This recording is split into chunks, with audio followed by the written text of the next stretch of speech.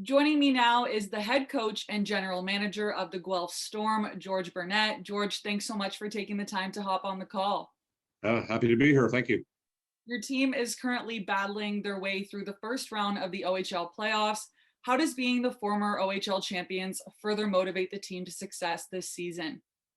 Well, it's such a long time ago. I'm not sure there's a lot of recollection. We only have one or two kids that were even part of that experience. So things have changed significantly since 18, 19. I think you hear talk about it the odd time, especially when we got behind in the series. But I think our effort in Game 3 was a little stronger, and we're hoping to even the series up here tonight.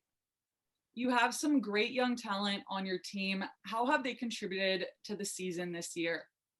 I think when we set out the plan for the season, we had hoped to have all of our young players, and I think there was 15 of them at the start of the year, where we were hoping to infuse them into our lineup and stay committed to them throughout the season. Everybody's played, some a little more than others, but everybody's played and had the experience. I think we've seen some ups and downs in the second half for a lot of different reasons, but for the most part, these young kids have all been a part of our success in the regular season and a big part of things in the playoffs. So every experience that they have is going to make them better and more productive as they move forward with their young OHL careers. And we're really excited about the foundation of young players that we have for the next 2 or 3 years moving forward. Shifting over to the priority selection, there's lots of great eligible players this year in this year's draft class. What are your overall thoughts on the talent pool? Well, I've had a great opportunity myself to see many of these young players.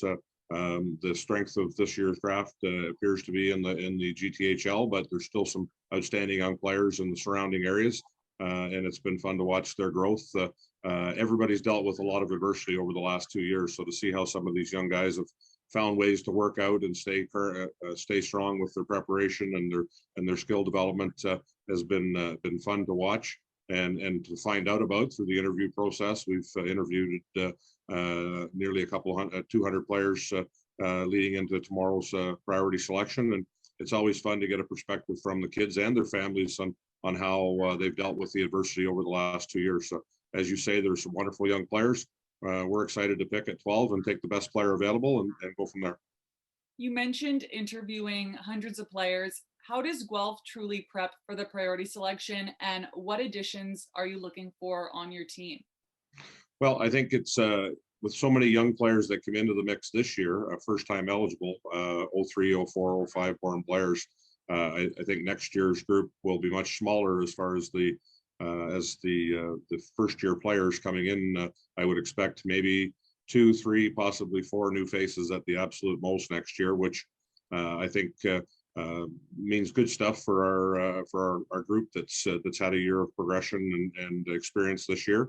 As I said, we're going to take the best player at 12, forward or D or goalie, and you can never have too much depth at any one position here. I think it's everybody's in a hurry, and I think to make sure that people understand that it's a process and it takes time. And everybody needs to play when they're first year eligible. They need to play wherever they're playing to continue the development process. And we're excited to add some new players to our group. I would expect there'll be an orientation camp here in the near future as well. Once we're completed and have an opportunity to meet families and players and introduce them to our program and our city is a big part of that process. Finally, for those players who are selected by Guelph, how would you describe the experience playing for the Storm?